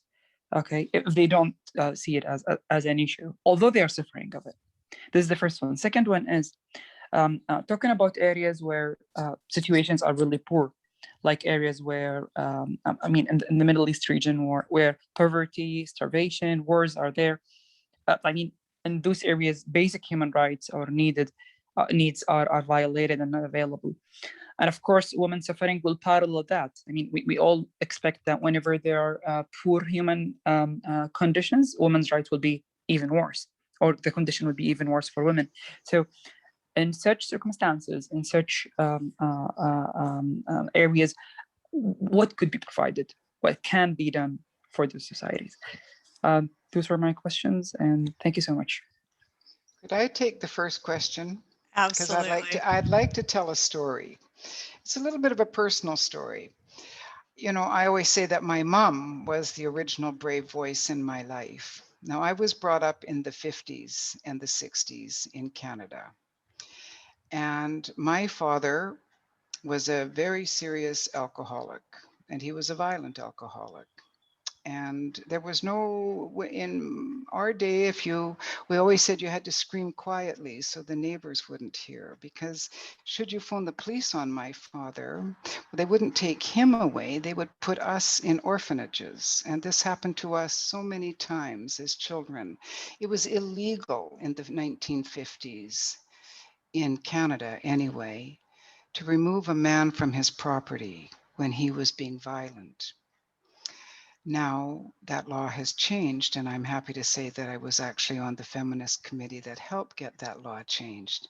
But I want to tell you too, so my father finally, you know, his drinking took over, and somewhat by the grace of God, he kind of just disappeared from our family life, which was good because it brought us some peace and safety and happiness. Now, in those days, my mom wanted to get the mortgage to our house put in her name. Absolutely not. She went to the judge, she went to court, she had a lawyer, and he said, Mrs. Kennedy, we don't give women mortgages. You must be joking. So she said, well, what am I going to do? I have 4 children. He said, well, let's see, if you can pay it, then I guess you can stay in the house. But the chances of that are pretty slight. I guess you're going to end up on the street. That was in maybe 58. Now I remember, and I'm writing my book, and this is the introduction, I'm dedicating my book, Your Brave Voice, to my mother, because I learned so much from her. But I remember now, so she started paying the mortgage, and we were fine, because she was actually working in those days. She was a secretary, it's an executive assistant today, in the oil and gas industry in Alberta, in the province that I live. Most of you would know of Alberta. And a very dear friend of ours owned a petrol station, and he said, his wife and we were all together, we were all kids, friends, and Mr. Knoll said one day to my mom, Sheila, you should get a credit card. She said, well, that's a good idea. So he gave her the application form. So she applied, and she got the letter, Mrs. Kennedy, surely you're joking. We don't give credit cards to women. Now, my mom was a poor woman. She had 4 children that she was trying to raise on one salary. And she had this little old beat up Austin car from England where the signal lights came out from between the doors. My big brother and my sister, whenever we would drive by wherever there were kids, they would get down on the floor so nobody would see them. My little brother and I thought this was the coolest car in the world. Anyway, one morning in the dead of winter in Alberta, and it can go to like 40, 50 below, I'll never forget, my dear mother got in that little Austin car and she drove to Calgary, which is where the head office for British American, it was BA, was located. She didn't have an appointment.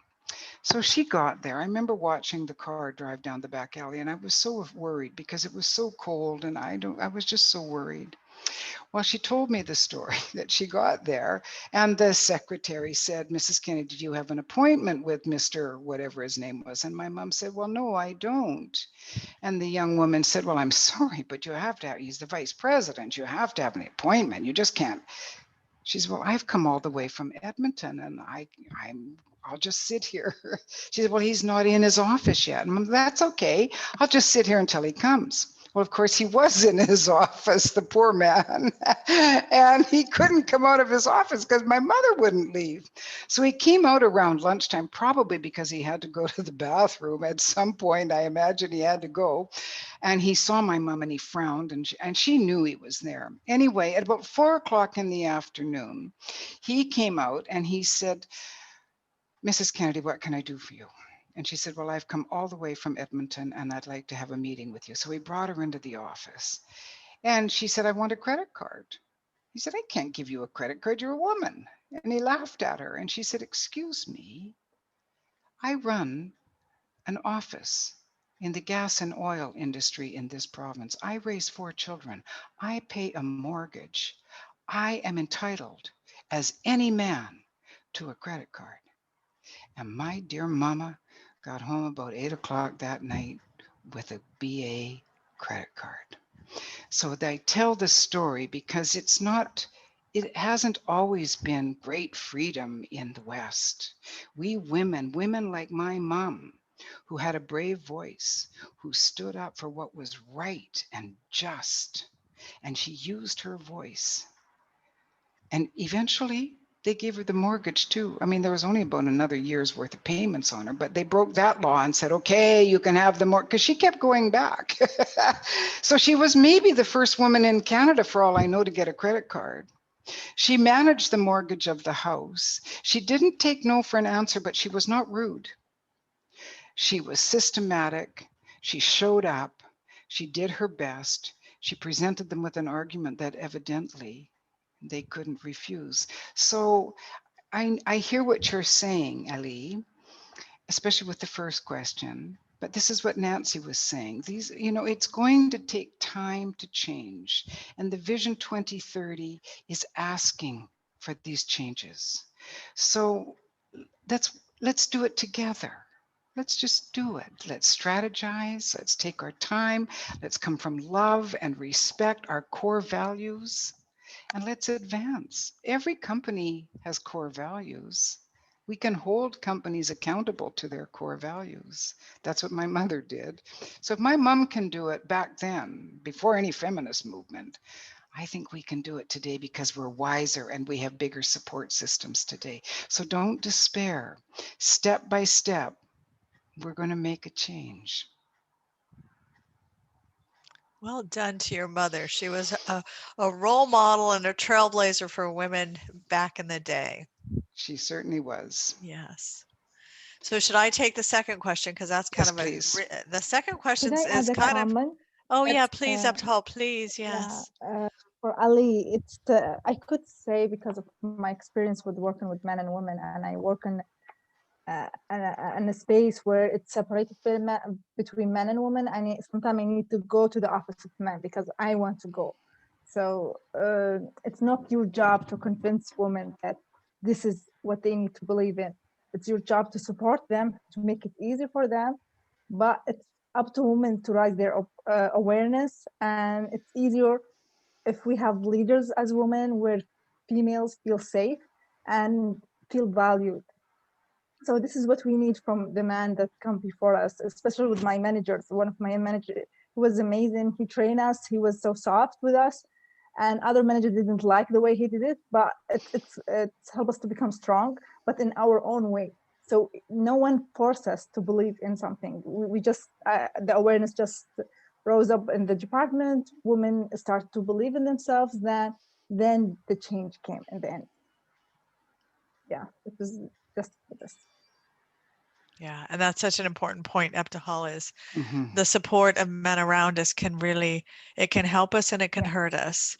And on this, and I guess was it Alham spoke about how it can hurt us, but there's so much support there that can help us too. And so look for the helpers. Look for the helpers around you, definitely, women and men, and that becomes your support structure. So do you want me to take the last big question from Alice? I don't know if it's the last big question, but that was quite a question. And do you want me to take the last? Sure. You can go ahead, and then after that, one more question. Okay. Yeah. So the last question was kind of a world peace question, right? How do we stop the suffering in the world? And that is a world peace question.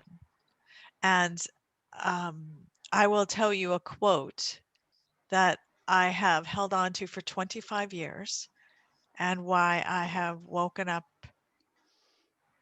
for the last 3 years saying I'm going to go do ISA, because it helps Ali, I think, to answer your question. And the quote says, "The world cannot find peace until the wings of the bird are equal and the bird can soar. And the wings of the bird represent a man and a woman. And I truly believe in my heart that the path to peace is through gender equality. And if we want to stop the suffering in the world, the conflict in the world, we have to have equality, because when women are in places of power, different types of decisions will be made."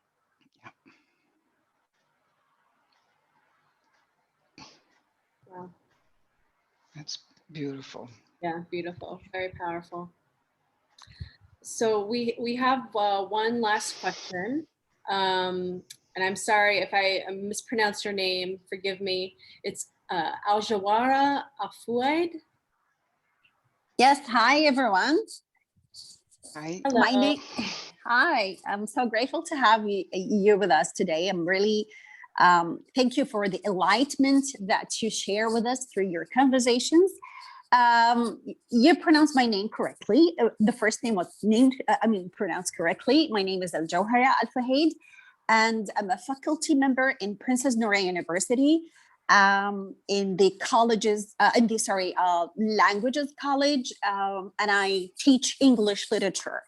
I'm a fellow also. I got, the Hubert Humphrey Fellowship 2 years ago. And I'm here I want to add something to share with you my thoughts. Maybe I'm more positive here because I want just to focus on 2 points. First is I work in a university that is considered the largest women's university in the world. And being a faculty member is really kind of is giving me kind of a responsibility, or I am actually I'm very responsible and in charge of empowering or explaining what the meaning of empowerment to our students. So the role of my university in Saudi Arabia in kind of producing empowered students or female students to the outside world, to the job market. And for me, this starts in class. So through the teachings of literature, whether English, Scottish, American, Irish, whatever, because it's, I teach different cultures and in English literature. So I feel my job as a woman here is to speak up also in classes. So trying to reflect realities or connect realities in Saudi Arabia and the role of women and what we are enjoying recently, or let's say the last 5 years, and as compared to the cultures, to the women in different cultures in the past. So for example, the movement of feminism and what triggered that movement and was the realities and the facts about that movement in different countries, especially in America. So it is really beneficial, and it's my job to kind of relate literature to our present, and that for supporting our students, or let's say for preparing our female students for the outside world. That's my job when I say speak up. So I speak up, yes, in class, but I speak up addressing my students by trying to set models from different cultures, or by setting up ourselves as staff members to our students, because they see us, studying, preparing, researching, so many things. So it's a kind of empowering these students and setting good and strong examples. So it's not just about speaking up also in words, but it's speaking up in actions. This is my point, regardful of my role and my job as a staff member in the university. The second point is that we also try to set up ourselves as models concerning our participations outside Saudi Arabia, because I try to transfer and try to tell them stories about my experience in the United States 2 years ago, for example, or even different countries when I was,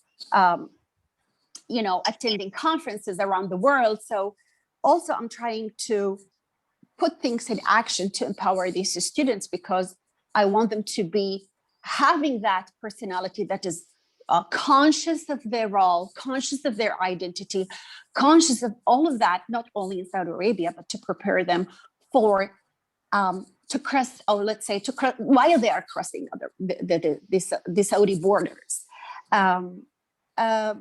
More than that is, the last point is that our men, our Saudi men, are really supportive. So that's why I said I'm more positive, maybe because my husband was really supportive for me. So he was next to me all the time in my academic career.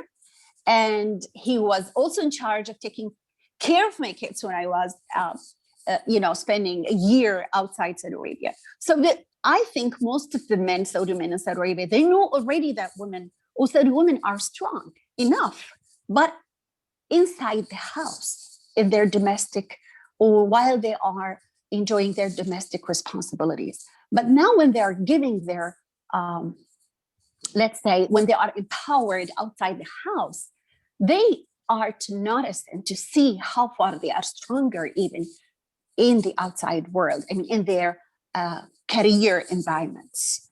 So, and I repeat what I said earlier, that yes, the Saudi men now, they can recognize how strong we are, but they already knew that we are strong inside our houses while raising up our kids, teaching our kids, raising up generations.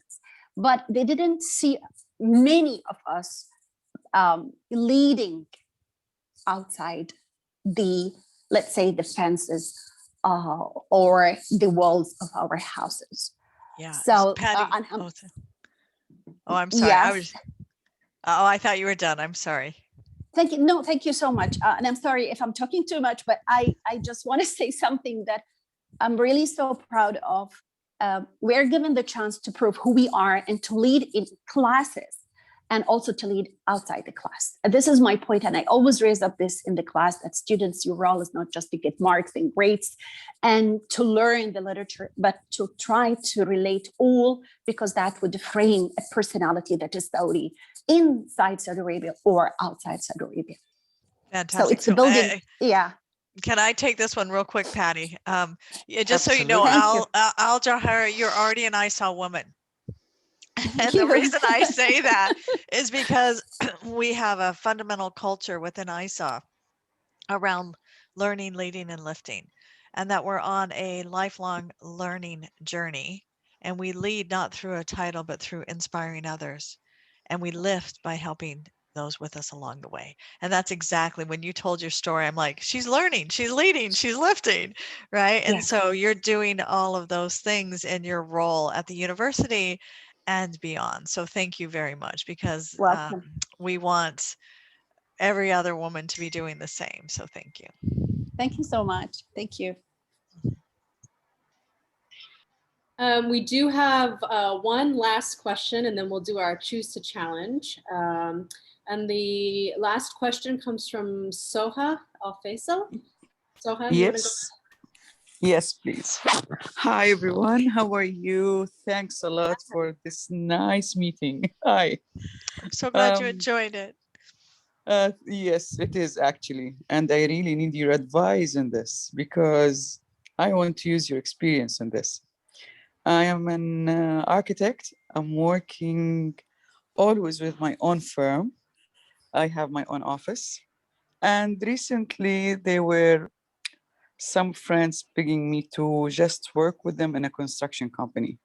Now I'm working in a construction company with multi-nationalities, but I don't know how to deal with them.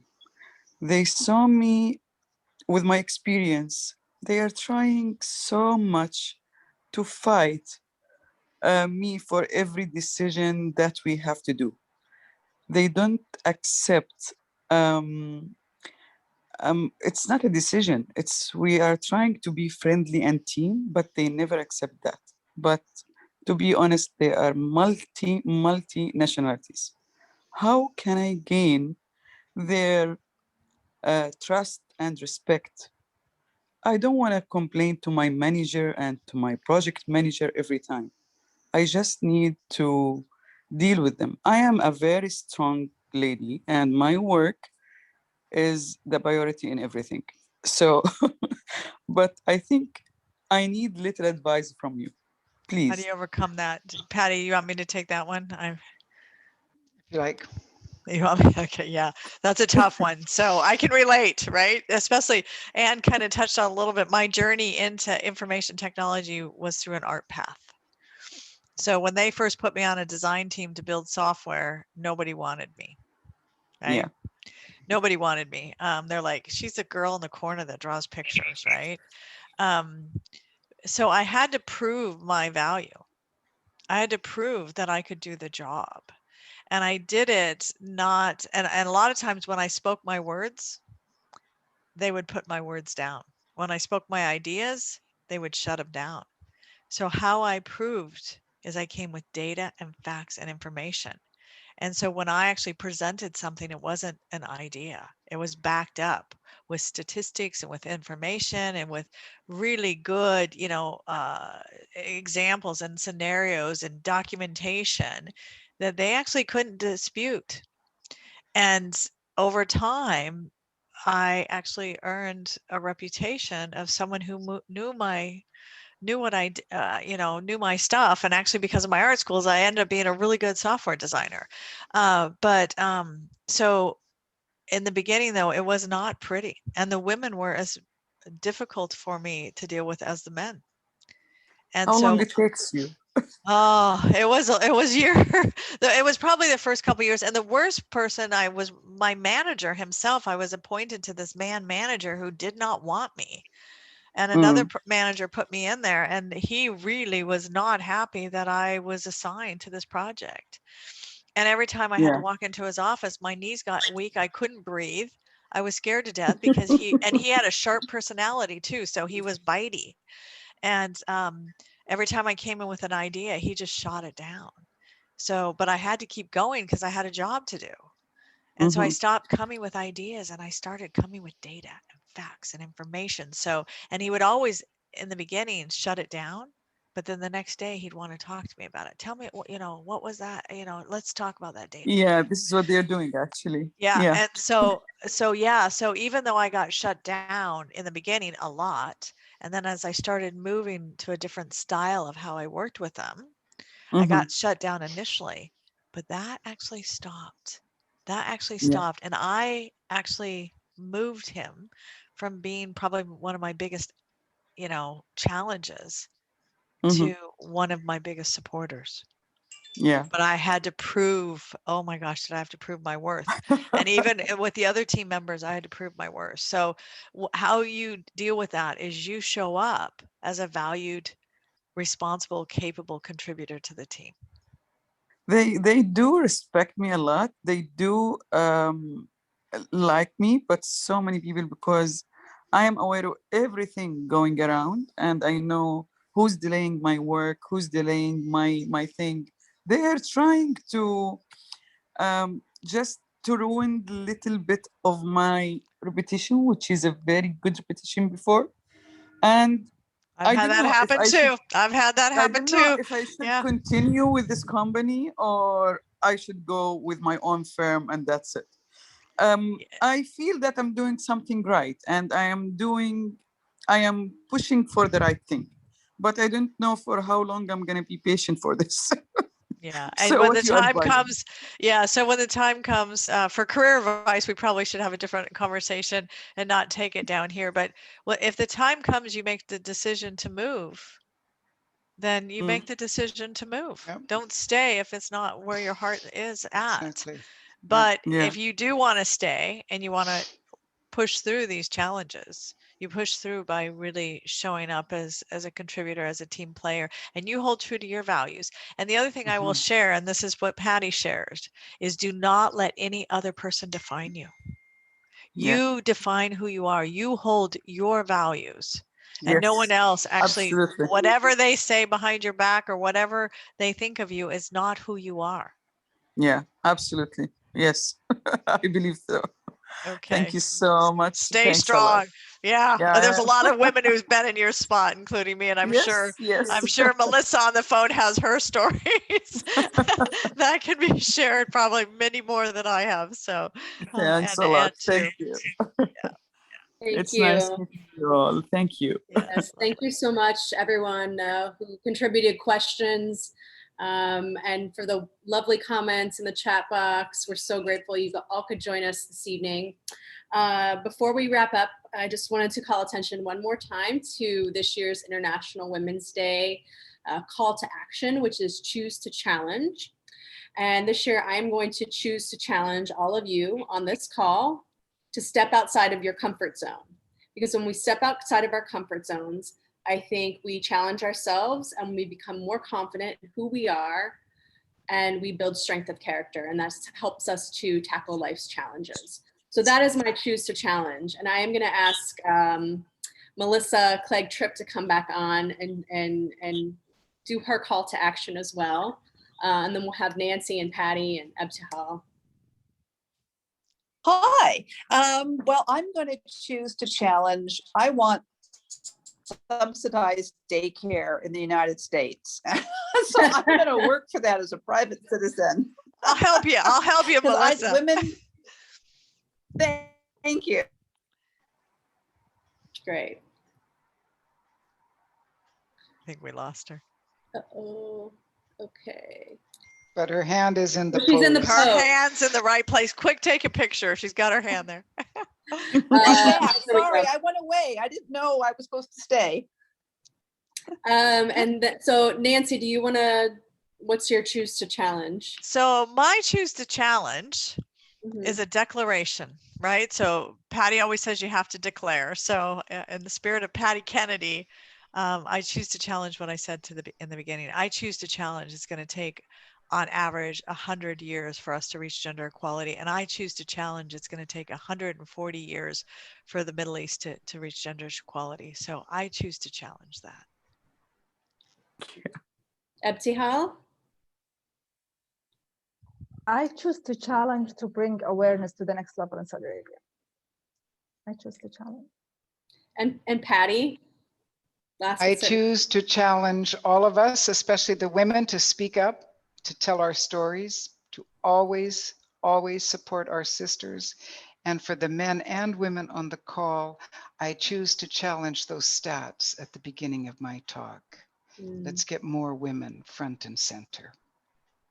So we can answer Ali's question about world peace. Yes, exactly. And I don't know if Weil or Miriam, you wanted to add anything. Grab a screen of us. I know we talked about that. We grabbed one last night, but if you wanted to grab a screenshot of all of us.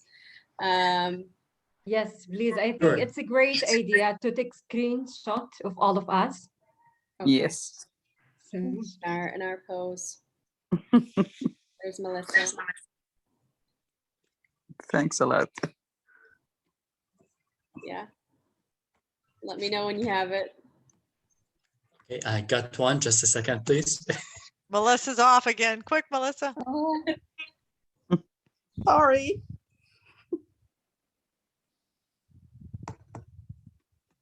Okay. okay, I got one as well. And the second one. Thank you. Great. All right. Well, that wraps up. Is Miriam going to have a choose to challenge though? I mean, we can't Miriam, get on. Yeah, have Miriam, you have to have a choose to challenge. Come on. Well, I have chosen to challenge myself to be a better person, to have a better version of me, as well as to believe in me and that I'm capable of doing the impossible. Yay. Well, what a wonderful way to end our International Women's Day event. Thank you all again, and our speakers, Melissa, Nancy, Ebtihal, and especially to Patty. So grateful for your time. And thank you to our participants, our alumni. We're always so grateful to interact with you and to engage on these issues. It's great to be in touch. And please, look us up on WhatsApp, Facebook, Twitter, Instagram for our most recent programs and events. You know how to connect with us, and we look forward to hearing from you and seeing you at our next event.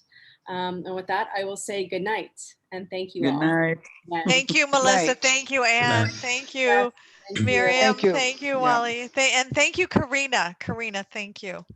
Yes, problem free, except when I came on. Sorry about that. I always touched the wrong button. You did fine. Thank you all very much. All. It is really a very stimulating evening. Thank you so much. Thank you. More than welcome. And thank you everyone for listening and for giving me the opportunity to speak with you tonight and to speak from my passion and my heart. I love you all. Thank you. I love you. Bye-bye.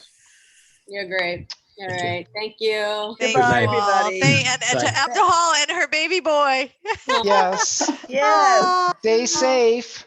He's crying. Oh, there he is. She is, Abdul is an amazing woman. Thank you, Abdul, dear. Thank you. Bye, everyone. Bye-bye. Bye. Thank you. Thank you. Save your chats. Bye.